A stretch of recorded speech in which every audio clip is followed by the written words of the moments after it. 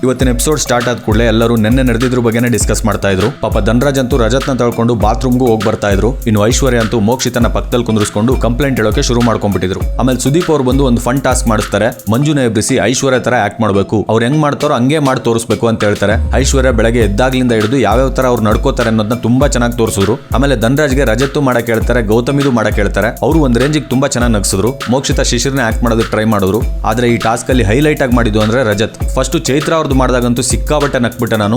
ಅವ್ರು ಎಕ್ಸಾಕ್ಟ್ ಆಗಿ ಹೆಂಗ್ ಮಾತಾಡ್ತಾರೆ ಅಂತ ಹೇಳಿಲ್ಲ, ಕೂಗಾಡ್ಕೊಂಡೆ ಚೈತ್ರ ಅವ್ರು ಯಾವ ತರ ರಿಯಾಕ್ಟ್ ಮಾಡ್ತಾರೆ ಅನ್ನೋದನ್ನ ಕ್ಲಿಯರ್ ಆಗಿ ತೋರಿಸಿದ್ರು. ಆಮೇಲೆ ತ್ರಿವಿಕ್ರಮ್ ಚೈತ್ರ ಜಗಳದಲ್ಲಿ ಶಿಶಿರ್ ಯಾವ ತರ ರಿಯಾಕ್ಷನ್ ಕೊಡ್ತಾ ಇದ್ರು, ಅವ್ರಿಬ್ರು ಜಗಳ ಆಡ್ತಾ ಇದ್ರೆ ಹೋಗ್ಬಿಟ್ಟು ಒಬ್ರನ್ನೊಬ್ರನ್ನ ಹೆಂಗ್ ನೋಡ್ತಾ ಇದ್ರು, ಆಮೇಲೆ ಯಾವ ತರ ಅವ್ರು ಡೈಲಾಗ್ ಹೊಡೆದ್ರು ಅನ್ನೋದು ಮಾತ್ರ ಸಿಕ್ಕಾಬಟ್ಟೆ ಸಕದ ಮಾಡಿದ್ರು. ಆಮೇಲೆ ಸುರೇಶ್ ಅವರು ಕುಂತ್ಕೊಂಡೆ ಮನೆಯವ್ರನ್ನೆಲ್ಲ ಬೈಕೊಂಡು ಹೆಂಗ್ ಓಡಾಡ್ತಾರೆ ಅಂತ ರಜತ್ ತೋರಿಸಿದ್ ಮಾತ್ರ ನನಗೆ ಸಿಕ್ಕಾಬಟ್ಟೆ ಇಷ್ಟ ಆಯ್ತು.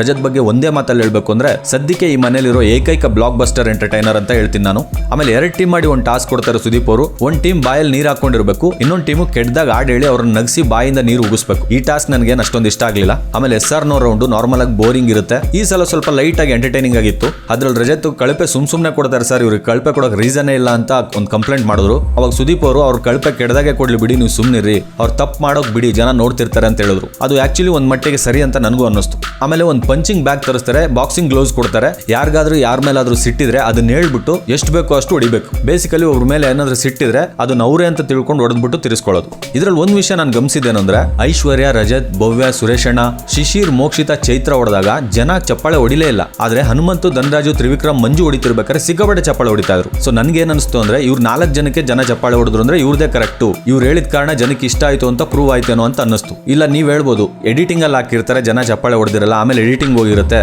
ಅಲ್ಲಿ ಎಡಿಟಿಂಗ್ ಟೀಮ್ ಅವ್ರು ಹಾಕಿರ್ತಾರೆ ಅಂತ. ಹಂಗಾದ್ರೆ ಎಡಿಟಿಂಗ್ ಟೀಮ್ ಅವ್ರು ಮಾತ್ರ ಇರ್ತಾರಾ? ಎಡಿಟಿಂಗ್ ಟೀಮ್ ಅವ್ರು ಹಾಕಿದ್ರು ಸರಿ, ಆಮೇಲೆ ಅಪ್ರೂವ್ ಮಾಡೋ ಟೀಮ್ ಅಂತ ಒಂದಿರುತ್ತಾನೆ, ಅವರು ನೋಡಿರ್ತಾರಲ್ವಾ. ಅವರು ಈ 4 ಜನಕ್ಕೆ ಚಪ್ಪಾಳೆ ರಿಟರ್ನ್ ಮಾಡಿದಾರೆ ಅಂದ್ರೆ ಅವ್ರಿಗೂ ಈ 4 ಜನ ಹೇಳಿರೋ ರೀಸನ್ ಇಷ್ಟ ಆಯ್ತು ಅಂತ ತಾನೆ. ಯಾಕಂದ್ರೆ ಸುದೀಪ್ ಅವರು ಇನ್ನೊಂದ್ಸಲ ಯಾರಿಗಾದ್ರೂ ಚಾನ್ಸ್ ಬೇಕಂದಾಗ ಮಂಜು ಕೈ ಎತ್ತುತ್ತಾರೆ. ಮಂಜು ಕೈ ಎತ್ತಿದ ಕೂಡಲೇ ಮತ್ತೆ ಜನ ಚಪ್ಪಾಳೆ ಹೊಡಿಯೋಕೆ ಶುರು ಮಾಡ್ತಾರೆ. ಮಂಜು ಸೆಕೆಂಡ್ ರೌಂಡ್ ಅಲ್ಲಿ ಬಂದು ಒಂದೊಂದು ಪಾಯಿಂಟ್ ಹೇಳಿ ಹೊಡಿತಿರ್ಬೇಕಾದ್ರೂ ಜನ ಚಪ್ಪಾಳೆ ನಿಲ್ಸೋದೇ ಇಲ್ಲ. ಯಾಕೋ ಗೊತ್ತಿಲ್ಲ, ಇದೊಂದು ಕ್ವಶನ್ ನನ್ನ ತಲೆಯಲ್ಲಿ ಹಂಗೆ ಇತ್ತು. ಬೇಕಾದ್ರೆ ಇನ್ನೊಂದ್ಸಲ ನೀವು ಆ ಸೆಗ್ಮೆಂಟ್ ನೋಡಿ ನಿಮ್ಗೂ ಹಂಗೆ ಅನ್ಸಿದ್ರೆ ಕಮೆಂಟ್ ಅಲ್ಲಿ ಬರ್ತಿ ತಿಳಿಸಿ. ಇನ್ನು ಅದೇ ಟಾಸ್ಕ್ ಅಲ್ಲಿ ಮಂಜು ಉಗ್ರಾವತಾರ ತೋರಿಸಿದ್ರು ಅಂತ ನನ್ಗನ್ನಿಸ್ತು. ಇರೋ ಬರೋ ಸಿಟ್ಟು, ಫ್ರಸ್ಟ್ರೇಷನ್ ಎಲ್ಲ ಹೊರಗಾಕಿದ್ರು.